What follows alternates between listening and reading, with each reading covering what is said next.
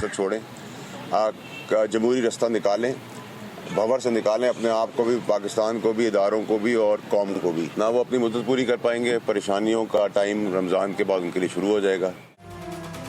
बानी पीटीआई मौला जट की सियासत छोड़े, खुद को भी भंवर से निकाले और दूसरों को भी। फैसल वाबदा का मशवरा, बोले मैंने उन्हें बहुत समझाया था लेकिन उन्हें समझ नहीं आया। पेशगोई करते हुए बोले वजीर आला केपी अली अमीन गंडापुर के लिए रमजान के बाद मुश्किलात बढ़ जाएंगी। 9 मई के मुकदमात में किसी को रिलीफ नहीं मिलने वाला।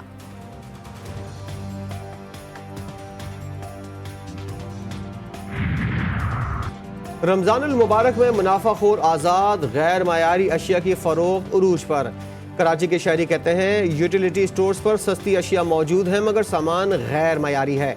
कोयटा के यूटिलिटी स्टोर्स पर दालों की कीमतों को पड़ लग गए। पेशावर के शहरियों का रश, गैर मायारी अशिया की फरोख्त की शिकायत है।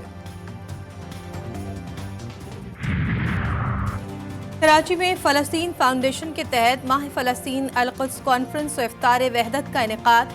तकरीब में उलमाए कराम समेत मुख्तलिफ सियासी और मजहबी जमातों के रहनुमाओं की शिरकत। शुरका ने इसराइली बर्बरियत के खिलाफ और मजलूम फ़लस्तीनियों से इजहार यकजहती किया।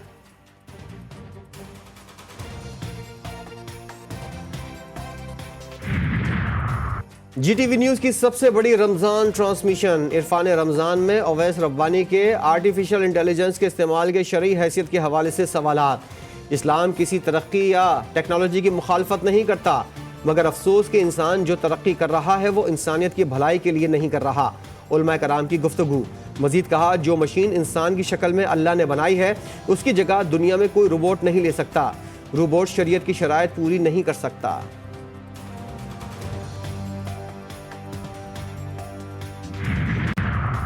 इस्लामाबाद के थाना शहजाद टाउन की हदूद में फायरिंग से नौजवान कत्ल।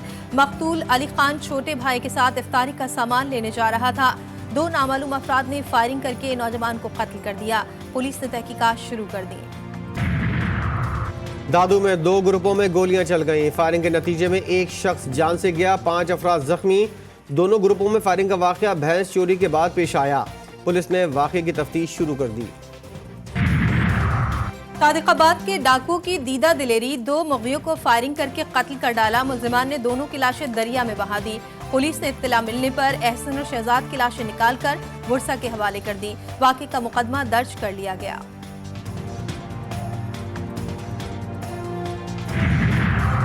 मंडी बाउद्दीन में गुर्बत की वजह से मां ने 2 बच्चों समेत नहर में छलांग लगा दी। रेस्क्यू टीमों ने समीना बीबी और 3 साला बच्चे उस्मान को जिंदा बचाकर अस्पताल मुंतकिल कर दिया। 1 साला बच्चे सुबहान की लाश वुरसा के हवाले।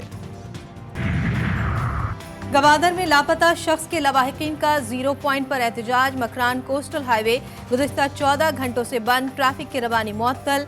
हाईवे के दोनों अतराफ सैकड़ों गाड़ियों की लंबी लाइनें लग गईं। रोड की बंदिश के बायस ज़ायरीन भी फंस गए। खवातीन और बच्चे परेशान। जिला इंतजामिया मुजाहिरीन से मुज़ाकरात करने में नाकाम हो गई।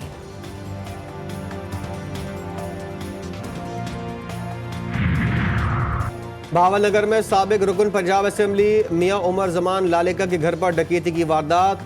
मुसल्लह डाकू अहले खाना को यरगमाल बनाकर लूट मार करते रहे। मुल्जिमान 20 लाख रुपए, 15 तोले सोना और दीगर सामान लूट कर फरार। पुलिस ने ताक़ुब करके 3 डाकुओं को गिरफ्तार कर लिया। 4 फरार होने में कामयाब। रूस में 8वें सदारती इंतखाब के लिए पोलिंग का दूसरा रोज। सदर प्यूटन समेत 4 उम्मीदवारों के दरमियान कड़ा मुकाबला। प्यूटन की पोजीशन मुस्तहकम। पोलिंग मजीद 2 रोज जारी रहेगी। पहले दिन के गैर हतमी नताइज में मौजूदा सदर व्लादिमीर पुतिन 5वीं बार सदर बनने की पोजीशन में आ गए। गजा में इसराइली फौज के हाथों फलस्तीनियों का कत्लेआम जारी। नसीरात पनागुज़ीन कैंप के करीब घर पर हमले में 36 फलस्तीनी शहीद। तादाद 31,490 तक पहुँच गई।